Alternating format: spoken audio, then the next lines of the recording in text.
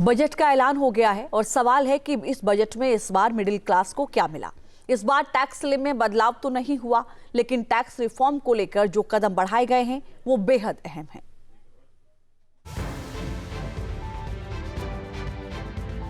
भले ही इस बजट में सरकार की तरफ से टैक्स स्लैब में बदलाव नहीं किया गया, लेकिन बजट में टैक्स पेयर्स के लिए राहत के कुछ बेहद अहम ऐलान किए गए।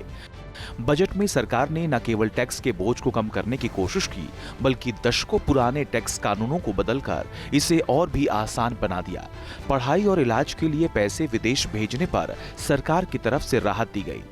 सरकार ने लिबरलाइज्ड रेमिटेंस स्कीम के तहत विदेश में पढ़ाई और इलाज के लिए भेजे जाने वाले पैसों पर टीसीएस दर घटाने का ऐलान किया। पहले जहां 5% टीसीएस लगता था, अब उसे घटाकर 2% कर दिया गया। इससे छात्रों और उनके परिवारों पर बोझ कम होगा। सरकार ने विदेश टूर पैकेज पर लगने वाला टीसीएस को भी घटाकर 2% कर दिया। पहले ये 5% से 20% था। केंद्रीय वित्त मंत्री निर्मला सीतारमण ने बजट भाषण में बताया कि 1 अप्रैल से नया इनकम टैक्स एक्ट लागू किया जाएगा। इसका मकसद टैक्स सिस्टम को ज्यादा आसान और समझने लायक बनाना है। टैक्स पेयर्स के लिए बड़ी राहत की खबर यह है कि अब इनकम टैक्स रिटर्न में गलती सुधारने के लिए ज्यादा वक्त मिलेगा। सरकार ने रिवाइज्ड रिटर्न भरने की आखिरी तारीख 31 दिसंबर से बढ़ाकर 31 मार्च करने का प्रस्ताव रखा है। टैक्स पेयर्स के लिए सबसे बड़ी खुशखबरी यह है कि सरकार ने इनकम टैक्स कानून को अपराध की कैटेगरी से बाहर निकालने की दिशा में बड़ा कदम उठाया है। वित्त मंत्री ने घोषणा की है कि अगर किसी करदाता की आय में गड़बड़ी पाई जाती है या टैक्स छिपाया गया है, तो अब उसे जेल की सजा नहीं होगी। ऐसे मामलों में केवल जुर्माना भरकर मामला रफा दफा किया जा सकेगा। अच्छी बात यह है कि टैक्स पेयर्स अगर पेनल्टी के खिलाफ अपील करता है, अपील के समय तक उस पेनल्टी रकम पर ब्याज नहीं लगेगा। कुछ और अहम घोषणाओं की बात करें तो टीडीएस न कटवाने के लिए अब अलग से एप्लीकेशन की जरूरत नहीं होगी। नियमों के अनुसार अगर आप पर इनकम टैक्स नहीं बनता है तो आपका टीडीएस नहीं काटा जाएगा। इसके अलावा एक्सीडेंट क्लेम की रकम को भी टैक्स फ्री कर दिया गया। जाहिर है एक्सपर्ट इसे पीपुल्स फ्रेंडली बजट बता रहे हैं।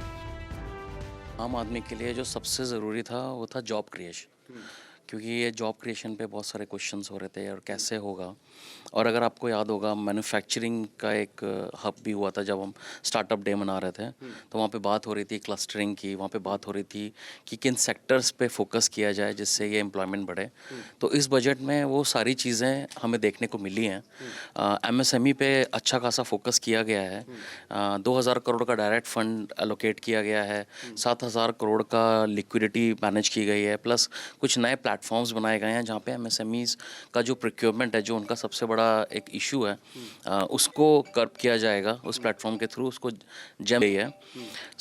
और अगर आप देखोगे पूरा बजट ओवरऑल, तो आप पाओगे कि वहीं पे इन्फेसाइज किया गया है जहाँ पे टैलेंट एक्विजिशन या एम्प्लॉयमेंट जनरेट किया जा सके। वैसे शेयर बाजार में पैसा लगाने वालों के लिए खबर थोड़ी मायूस करने वाली रही।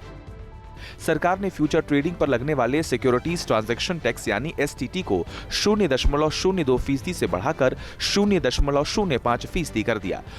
ऑप्शंस पर भी एसटीटी को बढ़ाकर 0.15% कर दिया गया है। इससे ट्रेडिंग करना महंगा हो जाएगा। इस ऐलान के बाद शेयर बाजार में हाहाकार देखा गया। बजट ऐलान के बाद सेंसेक्स में 1500 से ज्यादा अंकों की गिरावट देखी गई। Team news nation. आपके मोबाइल पर तुरंत आएगी ब्रेकिंग न्यूज। स्क्रीन पर सबसे पहले दिखेगी बड़ी खबर। देश दुनिया की हर खबर एक जगह। अब आपके मोबाइल पर तुरंत फटाफट इंस्टॉल कीजिए न्यूज नेशन ऐप और रखिए खुद को अपडेट।